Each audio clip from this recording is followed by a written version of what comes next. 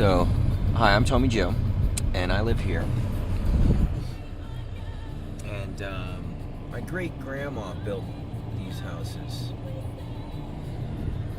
Like, my uncle. As far as the eye can see around me. I mean, there's only like 3, or maybe 5 or 6. But so, right up from here is a place called the Cocteau Theater. And it was closed for like 8 years. Beautiful little theater. So a local guy bought it. George Martin. Very cool dude. I hear he is a wonderful dungeon master for D&D. Kind of like to get in one of the games. I'm not sure if I'm up to it. Kind of cultivating my role-playing capabilities. Getting out in the world. Venturing a little bit. See, maybe at some point. But, really great writer, and he wrote a series called The Game of Thrones, which is it was a book series, and they made it into a television series, which is phenomenal. And so he bought the theater and started playing the Game of Thrones for free for people to come and just watch like 3 episodes and then see a live interview with the actors and actresses and directors. I mean, fucking phenomenal. Like, I mean, you get to talk to this person who directed an episode or wrote an episode of the Game of Thrones and ask them, like, whatever you want, what would you ask them? So that's a really serious question when they're like right there on a huge screen, and you have the opportunity. So I asked a few questions, and I was really inspired by it was like when I was a kid going to the local game store. That's what I did. That was my highlight of my week or month, depending on how often I got to do it, was to go down to the local comic book gaming store, and we're talking 80s,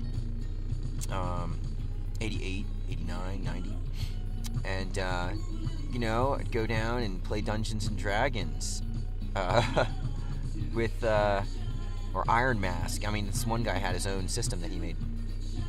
And it was phenomenally fun. I mean, it was so inspiring to be able to go and hang out with people who didn't judge me, like, by their own standards of how they judge themselves. Which happens a lot in high school. Everybody's trying to figure out what's cool and what's not cool and why. That's at least how it seemed to me. And I was totally lost in the whole thing because I knew I wasn't cool. And, like, I couldn't tell who else was cool because everybody seemed kind of like doing. I mean, the people I really liked were usually. There was a kid named Olin who was just really sweet, and he was charming, and he was a beautiful young man, and he was kind-hearted, and people liked him, and he was popular, and he was still kind-hearted with people who weren't clawing after him because they thought he was good looking or nice, and I remember that really struck me, the kindness. But it was rare. Unfortunately, I think most of us at that point were so concerned with ourselves and trying to figure out where we fit in. We would often kind of dismiss the people who didn't seem to fit in as superfluous or just problematic. I was one of those kids who got, I think, dismissed or given a wide berth or held at a distance because people couldn't place me, because there was no place for me. I traveled a lot, So I found Dungeons and Dragons where I could go hang out with people, and everybody got to be whoever the fuck they wanted. You want to be a dwarf that's neurotic and is in love with an elf maiden that he can never be with? Okay. That's your character, go for it. And you could pick things close to home or really opposite, so you could explore what it's like to be the bad guy, the manipulative guy. Do you want to be the innocent princess who doesn't really know anything and is just, totally at loose ends when it comes to the real world and expects people to wait on her and is confused and frustrated when they don't? And I mean, you could pick any character. It was like theater games. Without the hoopla I guess, of theater games, where it's like, we're doing this so that we can maybe be famous one day. You know, I mean, there's no being famous with D&D. It's just you and your friends. And I think that was the beauty of it. And I've always really valued that and admired that. And that leads me back to the beginning. So here I am. The John Cocteau Theater has been taken over by a man who's a part of that community. That was the community that nurtured me as a child, as a youth. Live role-playing and going to conventions, and listening to Depeche Mode, you know, going to Maryland's Dance Club in Pasadena when I was 15, you know. And seeing this has just been so inspiring.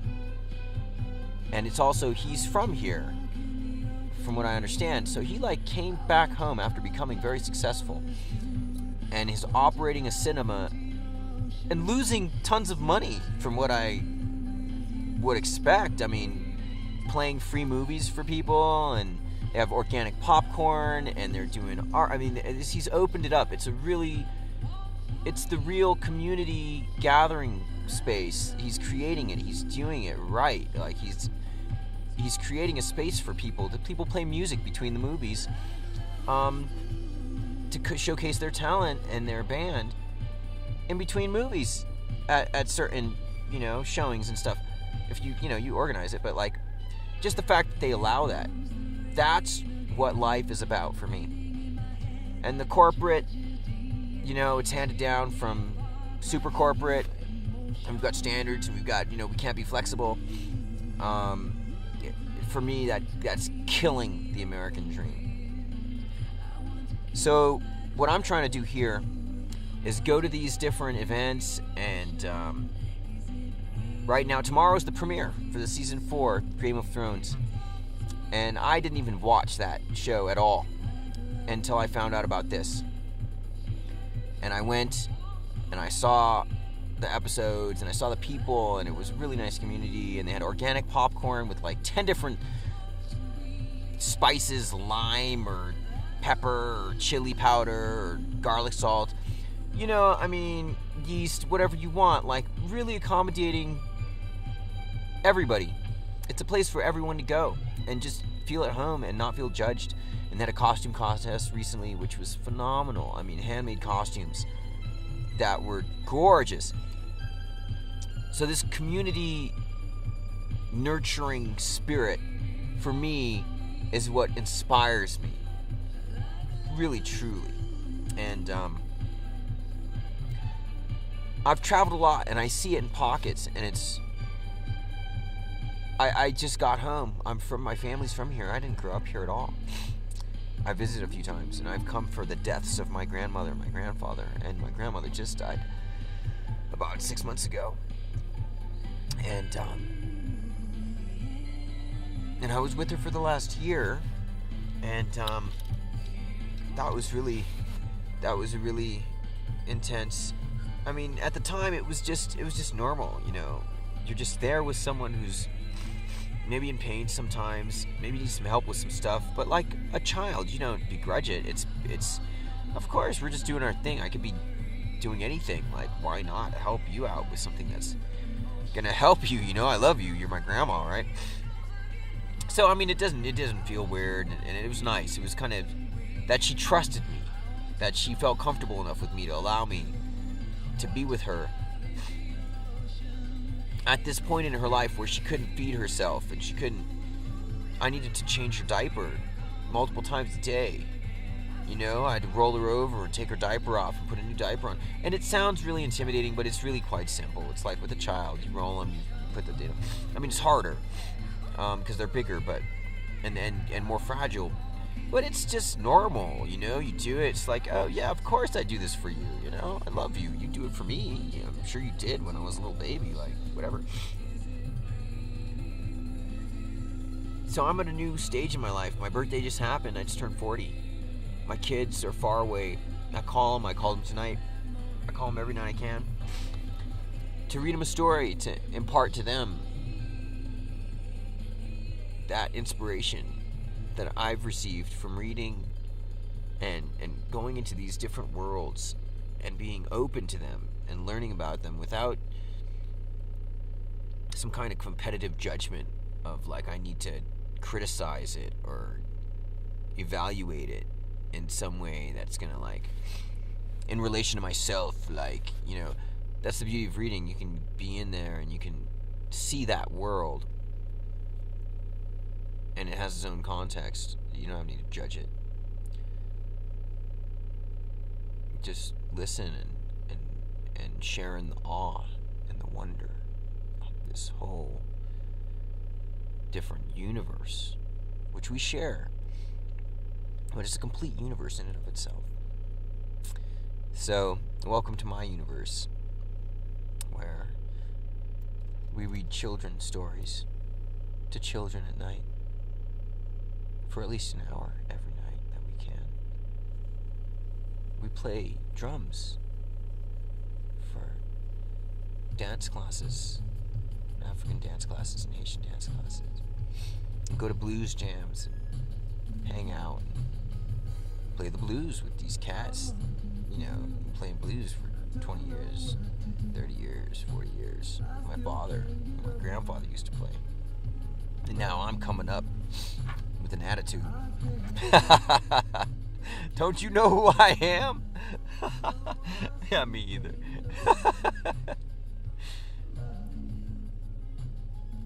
So, welcome to my life. So I'm here in Santa Fe. This is where my family's from for at least 4 generations, and I just mean Santa Fe. Me, father, grandmother, grandfather, great-grandmother built this shit.